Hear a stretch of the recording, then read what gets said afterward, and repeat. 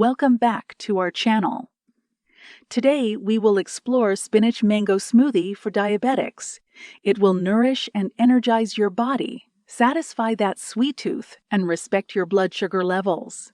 Wait! Before starting video, I introduce you with MetaFast, which will help you to manage blood sugar level naturally. For more details, click the link in the video description below. Ingredients: 1 cup mango, cubed 1 cup spinach, leaves half cup almond milk, can be swapped with plain Greek yogurt, 1 TSP maple syrup, optional. First of all, prepare all the smoothie ingredients in glasses and get your blender ready. Place all the smoothie ingredients into the blender in the following order. Put the almond milk, lemon juice, and baby spinach. After that, place the mango, maple syrup, and cinnamon powder. Blend ingredients on a high speed until smooth and creamy. This will take about 50-60 seconds.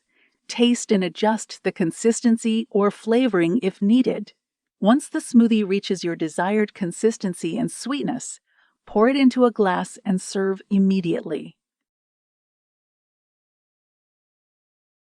Are you ready to manage low blood sugar level at home naturally? Click link in the video description below.